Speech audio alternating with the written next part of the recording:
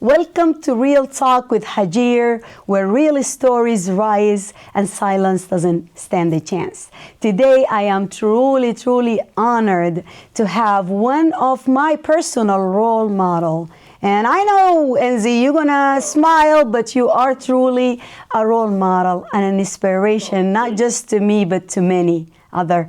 I met Enzi in the last few years, and you know, when you meet someone and instantly you feel connected and you see their heart, like this is a woman who carry her heart on her sleeve. And without further ado, I want you, Enzi, to introduce yourself and tell people who you are so they can see why I love you that much. Oh, you are beyond sweet, Hagir. You are beyond sweet. Thank you so much. That's a beautiful intro.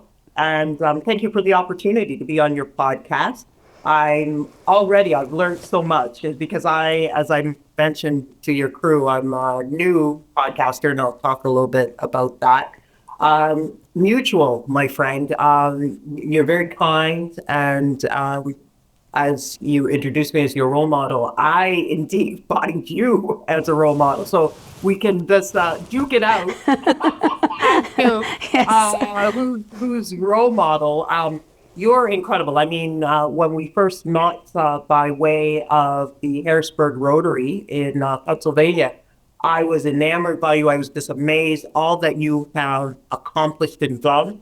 The families and individuals you have connected with, especially in the world of autism, by your own journey and experience, which I'm sure many of your listeners already know through your son. And just as a woman of color, as a mother, it's amazing as a individual living in the diaspora, all that you have accomplished in a short period of time. Kareem's mission, it's just incredible. And the people you've connected with, like, if you don't know Hagir, then you're in Pennsylvania, especially, you've been living under a rock. So I think it's incredible. And I think it's incredible the different levels of people. And I don't mean that in a negative way. Whatever your politics is, you have managed to connect with people on any side of the aisle, Republican, Democrat, love zebras, whatever, if you're a person who cares about individuals, you've made great connections. So I'm honored to, be seen as a friend, a colleague, again, I have to emphasize that you're a mentor to me. Again, it's wonderful being on this podcast. It's so cool watching you and your crew. Oh my God, you're We're like trying to Oprah. convince you to come here. You can have all of this. Yeah, thank you. Thank you so much. So the little bit of background about me is that my background is social work. I'm a social worker by education, and I guess you would say trade. I have my master's in social work. Have been in the field, in the field of working, especially with organizations that work with individuals who are experiencing, whether it's developmental, intellectual disabilities, autism. Been in the field for probably about 30 years, doing upper management, executive. I've been an executive leader. I graduated with my bachelor's and master's in social work. I worked at a pediatric hospital in Toronto, Ontario. I'm a Canadian, Nigerian, now American because of living in the U.S. And worked probably for about 9 years as a therapist and social worker in a pediatric hospital. And then the love of my dear husband drove me to the United States. And at that time, I decided, you know what, I wouldn't mind trying to look into maybe teaching or management. And at the time we were moving, we were in California, Southern California, for about 2 years. And would I say mid-90s?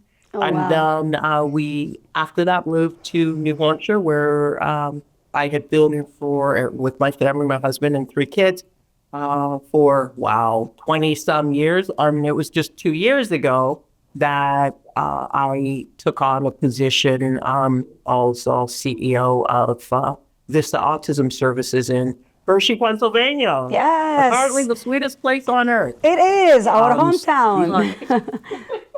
So yeah, I got a lot of experience there. Before that, as I said, in New Hampshire for probably 23 years, I was vice president at an agency called Gateways Community Services, where we have about 4,000 probably clients, young and old, receiving services and individuals with developmental disabilities, children.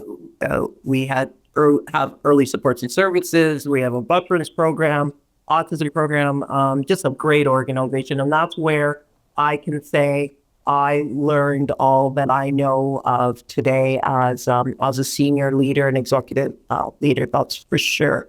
So coming to Pennsylvania was a great thing. I had great experience working with Vista, and Vista is an organization in Hershey, as many people will know. It's been around for at least 22 or so years, started by parents of children with experiencing severe autism. And now I am back in New England, and as I was told to Hagir and her crew, just on the side, I have a podcast, which I've had since COVID, probably. And it's called The Diaspora Door with Enzi or Inze. Some people pronounce my name. And it was just a way of me, getting through COVID while I was working at Gateways, as we were many people, I think a lot of podcasts came out of COVID as a side quest, so to speak. And I put it together because my parents immigrated from Nigeria in the 60s and immigrated to Canada, where me and my siblings were raised. Fortunately, my parents were able to keep us well connected to Nigeria. And because of that, there's so many stories that we have as we experienced life in the diaspora and as our parents were raising us. And my sister especially always says, you should write a book, you should write a book. So instead I did a podcast, and I brought on various, and I'm looking forward for you to be on in a couple of weeks. I brought on various individuals, like parents who are raising children in the diaspora, whether it be Nigeria or anywhere, how people are maintaining culture, what are some of the struggles, what are the successes. And it's a great bridge to keeping the people in the diaspora connected with the people in their homeland, so to speak. And it's a storytelling platform. So I have people on it, real life people who were telling their stories. So like last week, we did a piece with the young lady who immigrated to the States when she was 4 from Nigeria. She lives in Pittsburgh, Pennsylvania. She's Nigerian. She's an actress working to become an actress. And she was just talking about, many immigrants, that is not what parents want to hear. They, struggled, right? And they walked from whatever country to come to the United States or Canada or Europe to give their children more than they had in their home. You want to be an actor? What? And she was saying she's fortunate that her parents, her name is Hagir, her parents were 100% on board with her. But she said, she has young people who, they're frightened to tell their parents that they don't want to be the top 5, the lawyer, doctor, engineer, or whatever kind of thing. So it was great hearing her story. She had a great story about how she bumped into Denzel Washington and Sandra Oh and all this, and we were hysterics laughing. And it's just, I enjoy hearing people's stories. I enjoy giving people a platform. And that's a long-ended description or intro of who I am. And this is just a small drop in the ocean. By the way, you wear many hats, and you do a lot of stuff to make a difference. And I am not surprised. And for anyone who's listening to us that never met Enzi or knew about her, just go read a little bit. Search, Google her name, and you came from a family that truly honors services. I read about your dad, and may he rest in peace. Your dad just passed away, and I got the honor to read, a lot about him and see the impact he made in the world. And that's what truly shaped you. The apple didn't fall far from the tree. And this speaks to your podcast. It speaks to, how parent, whether you are living in the country that you were born in or in a diaspora, if you pay attention to your kids and if you give them, the right environment to be nurtured, they will become Enzi, right? And you have that. You have a good seed. You have a good ground that made you who you are. So talk to me about growing up. Like, how is that, and how your mom and dad and your family impacted your life and becoming who you are? Totally. Hagir, thank you. Yeah, my dad passed away this past December, 89. And he and my mom had been married for 60 years. It's interesting. My sister was the one who wrote up the obituary for my dad. And it was just like a beautiful story, and even love story, how my parents came to be. I learned who I am today as an individual stems, my siblings probably would say the same thing for themselves, stems from the upbringing of our parents. And many people will say that, and that's, the successes of raising us, on the struggles. And Yes. they're sort of choices that they made, which, they may today have said, oh, we would have done something a little different. But at the end of the day, I believe my dad passed this world with no regrets. And I have great joy for who he was, and the life he lived and loved with all of us. I will say, as a youngin, I'm the first of 4 children, so I have 2 brothers and 1 sister.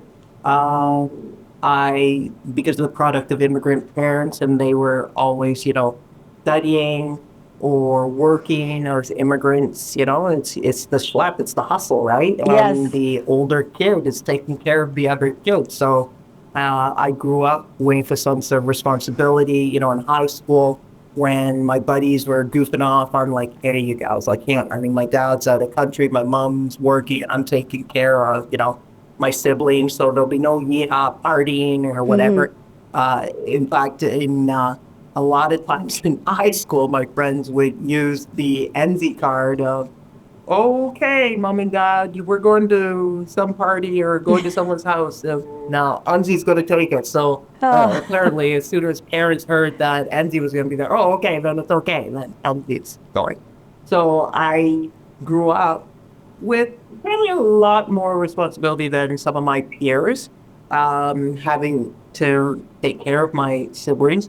So fortunate that my parents, as I had said before, exposed us to Nigeria. We lived there. I did grade 8 and grade 9 in Nigeria. That, I would say, is what really sealed the deal for me of appreciating The life you have where now. I wasn't living in 100% of the time.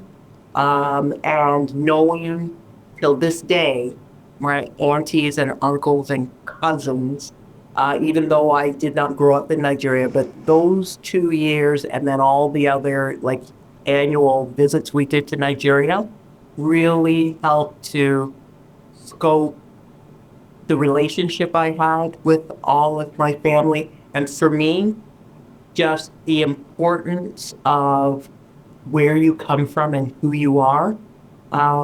I know this past Christmas, my husband and I were in Nigeria. We traveled to Nigeria quite a bit this Christmas because along with my dad having passed away in Ottawa, he, was very, as you had referenced, he was stellar. He was a leader in his community and helped so many people back home.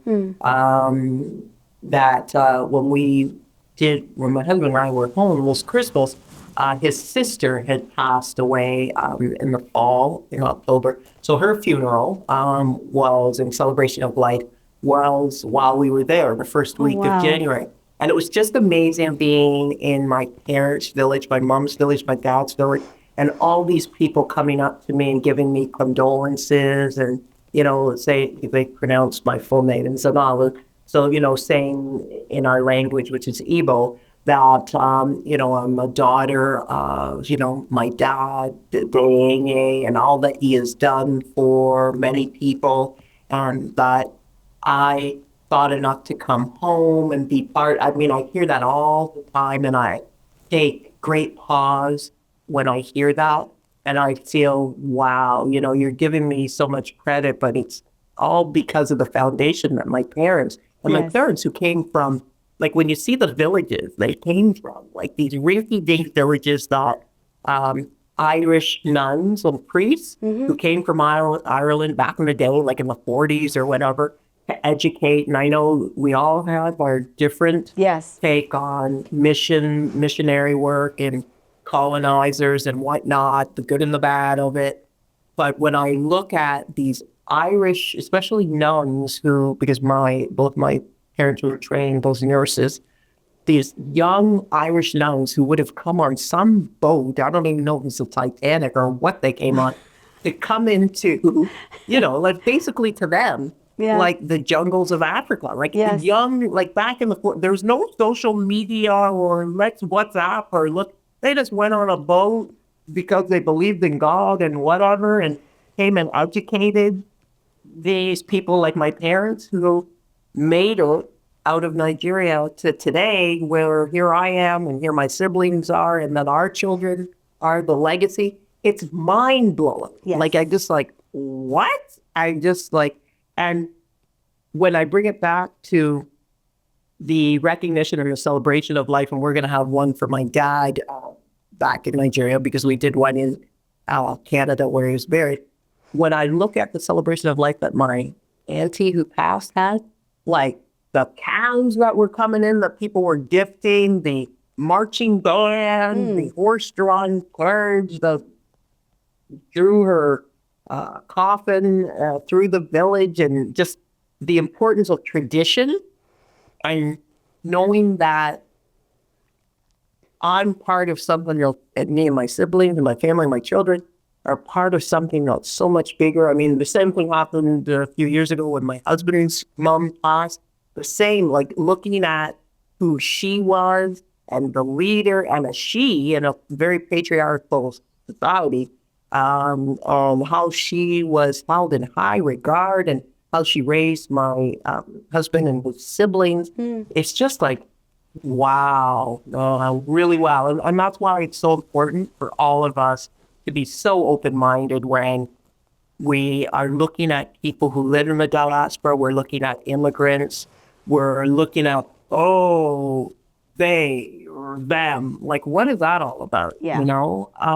That's getting us nowhere.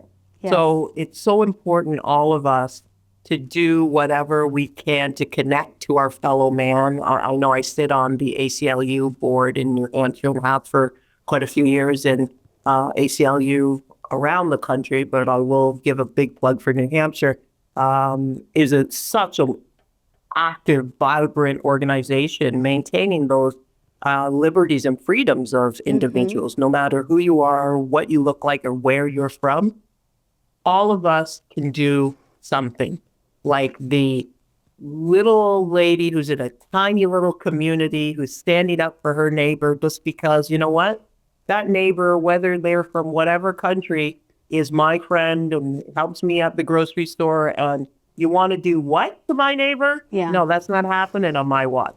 we all need to have that extension of our hands to help other people. And that is how I grew up and how I saw my dad helping his folks back in Nigeria, and then also helping people in the diaspora as they came into the country and in Canada and left their homelands.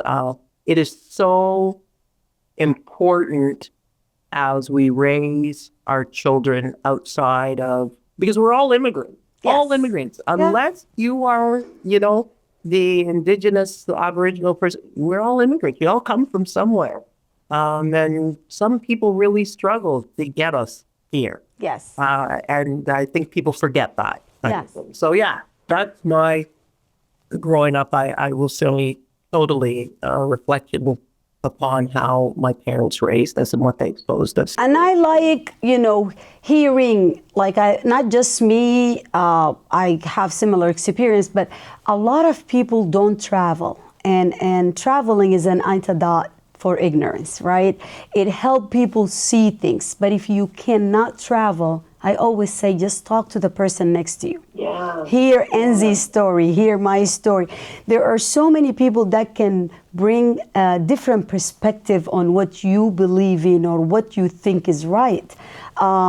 There is a life, a whole life that sometimes people did not choose to leave, or they left for finding better. And as a parent, we're both parent, and most of our listeners, either you're a parent or you seeing kids, you will do whatever for your children to give them a better life. And seeing what your dad and the struggle, was that like something right there and then you understood, or were you like, thinking like, oh my goodness, like now I have to take care of my siblings, the responsibility? Was it something like you always had? You felt like I'm doing this because I love it. I want to help my parent because they're helping me, or you did it because you felt like I had to do it? And we're all like, you're a teenager.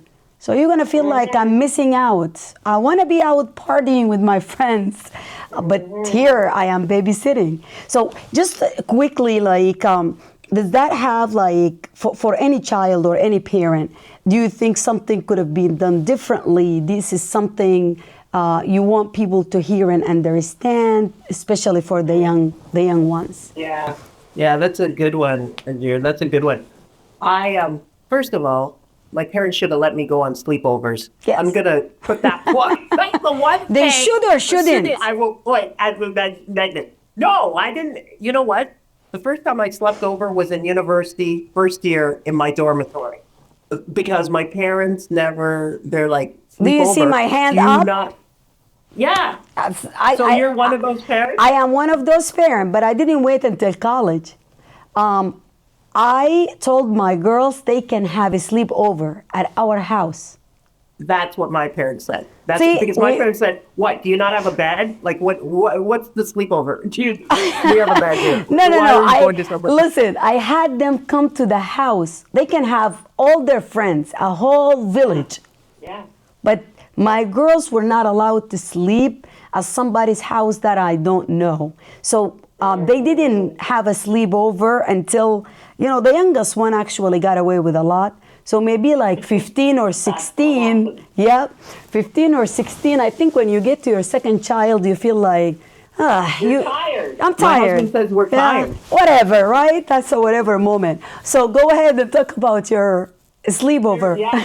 Yeah, you're and so right about what it was when we got to our third child.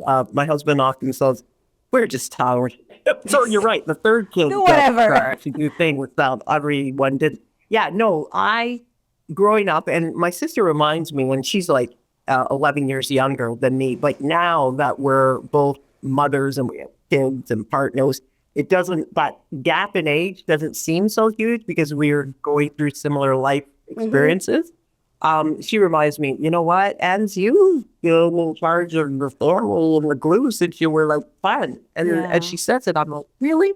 And I think, Hagir, you're asking me if how did I feel about taking care of I didn't know any different. So I at a young age, that's what I was doing. And I don't think it really hit me, probably, as you said, until I was an older teen in high school when, all my buddies are getting to go to these parties and sleeping over at people's cottages or doing some crazy things, which is probably good that I wasn't doing some of the Yes. crazy things.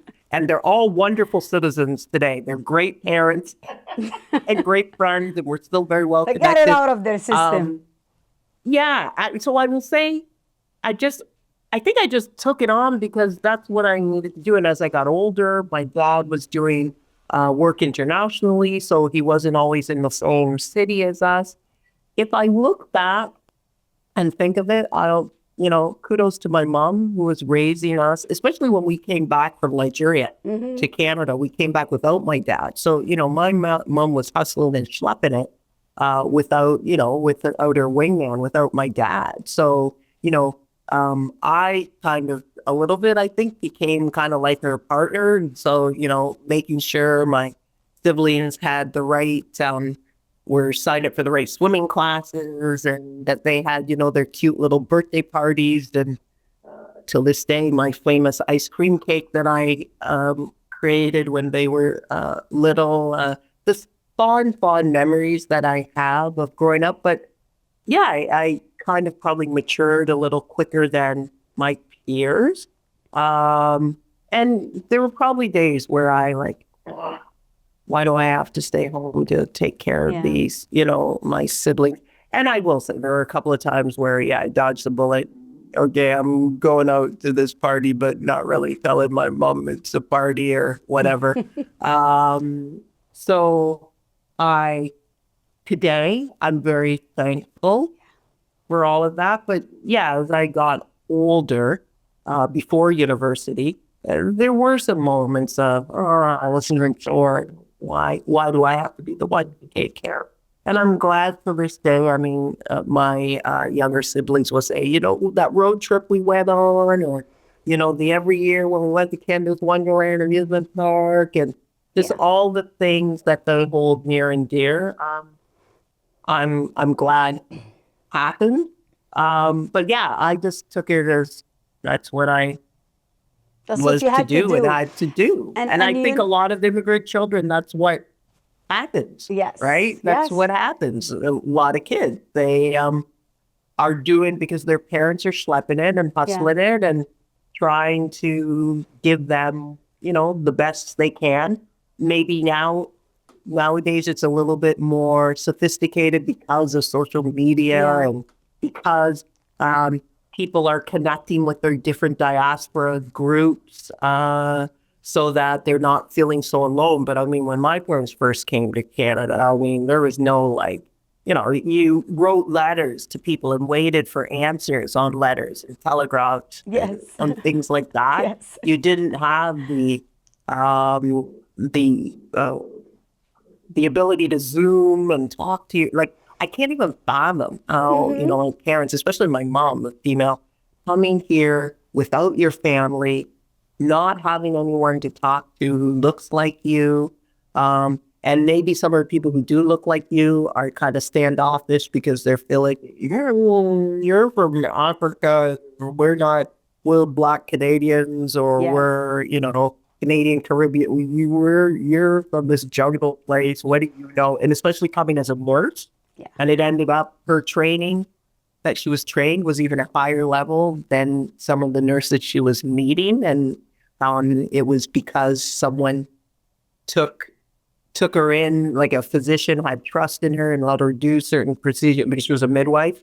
So, you have to look at those people who give you a hand. And because sometimes it's the person just next to you who's quietly watching you and thinking, oh, wow, let me help this person out. Yeah. With that, we will be right back for the second because believe it or not, guys, this is half an hour. It didn't feel like it. We will be back with Nze to continue and hold that thought. Nze, thank you for being here for the first part. And always remember to be the change that you want to see in the world.